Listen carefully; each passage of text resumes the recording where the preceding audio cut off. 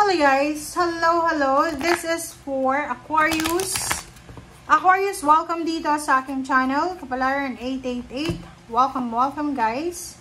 Alamin natin kung anong messages, vibration, gabay, energy para sa inyong lahat. Number 31 Aquarius and number 36. Sinasabi ng bara sa'yo dito na mayroon ditong Aquarius na posibleng kayo ay sa linggong ito ay magta-travel kayo. From 21 of September to 28 or maybe the first week of October, kayo ay magta-travel because kailangan yung pumunta sa umuwi sa probinsya nyo or sa magulang nyo or sa kapamilya nyo because maybe may someone here na may sakit or nangangailangan ng suporta or ng kalinga. Or maybe ikaw to na pwedeng ikaw ay magta-travel sa linggong ito, but ang problema ay bigla kang sinipon or inubo. So, parang nakikita ko na medyo naiinis ka, namumroblema ka kung ano yung gagawin mo. Alright.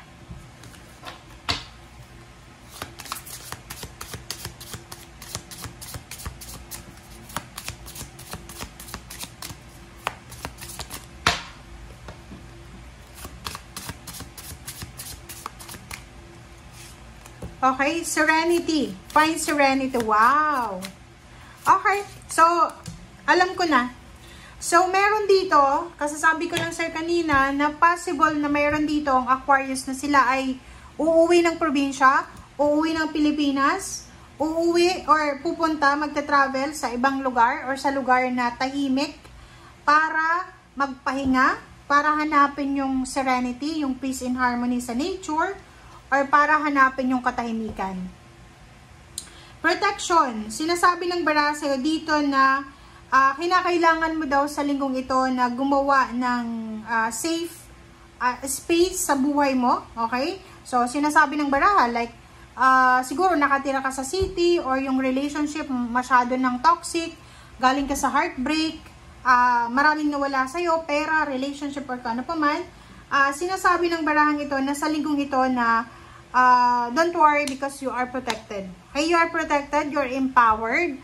Kung may nawala sa'yo, babalik at babalik yan sa tamang panahon. Alright, so, let's check. Third deck tayo, guys.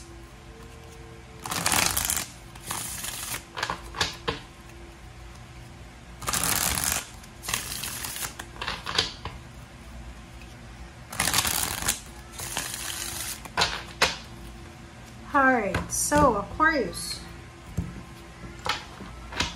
Or pwedeng buntis ka. Buntis ka ba? Bago kang panganak? Or ano ba, nabinat ka ba? Or, kasi kailangan mo ng ng protection. Kailangan mo yung magulang mo. Kailangan mo ng someone na pwedeng umalalay sa'yo. Okay. Queen of Wands. Fire sign energy.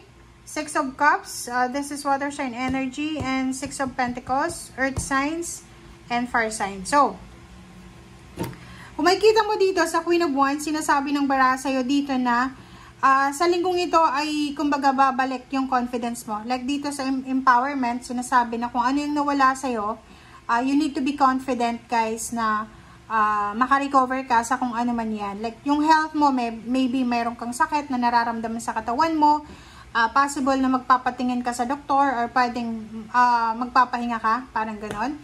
Or sinasabi ng bara sa'yo dito na kung ano man ang stagnation na pinagdadaanan mo sa ngayon, possible na makaalis ka na yan. Okay? Kailangan mo lang ng confidence, kailangan mo ng determination. Kasi, di ba, pag may kasabihan nga tayo na walang sino man ang makakatulong sa atin, kundi tayo lang. Okay? Six of Cups yun. So, you're going back to the place where you are belong, okay? So, pwedeng sa probinsya to, sa pamilya, sa lugar, sa foundation mo, sa serenity mo, doon sa sanctuary mo. Ako, ang sanctuary ko ay pamilya. So, kumbaga, every time na pamilya din yung rason kung bakit nag-aaway-away tayo, di ba? Kasi wala naman perfect na family, but family din yung rason kung bakit tayo natatahimik, di ba? Nagkakaroon tayo ng peace and harmony sa kasama yung pamilya. Alright. So, pwedeng may mga relationship na bumalik. Pwedeng mayroong relationship na like mag-asawa, dati, mag-ex, posibleng magkabalikan, mag-boyfriend-girlfriend, magpapamilya, na pwedeng mag-reconcile. And, Six of Pentacles, sinasabi ng barahan na there's someone na posibleng makatulong sa'yo. If in case may mga financial problems kayo, there's a wealthy person na posibleng mag-share siya ng kanyang resources sa'yo, or maybe, money, diba? Diba? Resources and money, financial. Or maybe ikaw to, na you are financially stable na Aquarius, na may kapamilya ka or kakilala na hihingi ng tulong sa'yo na posibleng matutulungan mo sa linggong ito. Alright. So, isa din sa rason kung bakit ka magta-travel, or isa din sa rason para ikaw ay uuwi sa iyong probinsya or sa pamilya, is because there's, gusto mo ng katahimikan, harmony, gusto mong makapag-relax, gusto mong mag-attend ng celebration, and gusto mong gusto mo yung maramdaman yung presensya ng iyong pamilya. So this Four of Wands, it's a confirmation ng dalawang yan na sinasabi na returning home or being with the people and places most familiar with you can be soul enriching. Okay? Take this time to soak up the bliss and appreciate the good things in life. So this is a good time to work on renovating, redecorating your home space. So yun.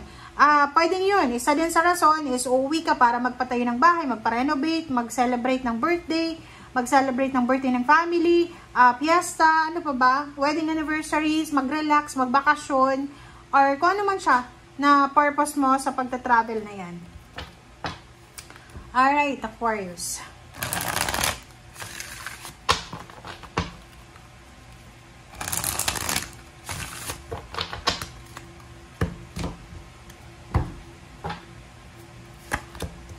Okay, so, Three of Cups, High Priestess, diba?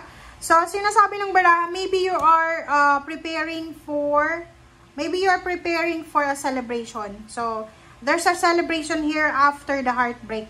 Kumbaga, mayroong celebration na, kumbaga, galing sa hirap, papunta sa sarap. Ang ganitong sitwasyon.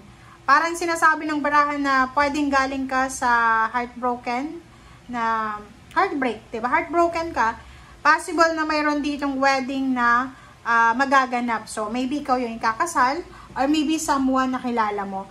Maybe yun nga, may mga party, meron kang makikilala sa isang linggo na to, or maybe 2 weeks siya, or maybe last week of September and October. Sinasabi ng barahan na ihanda mo yung sarili mo kasi posibleng kung single ka, pwedeng dyan mo makilala yung magiging asawa mo or magiging parte ng buhay mo. Or kung may asawa ka na, possible na dyan maayos yung relationship nyo. Pwedeng bakasyon talaga yan na gagawin mo sa week na to. Okay? Thank you guys. Bye!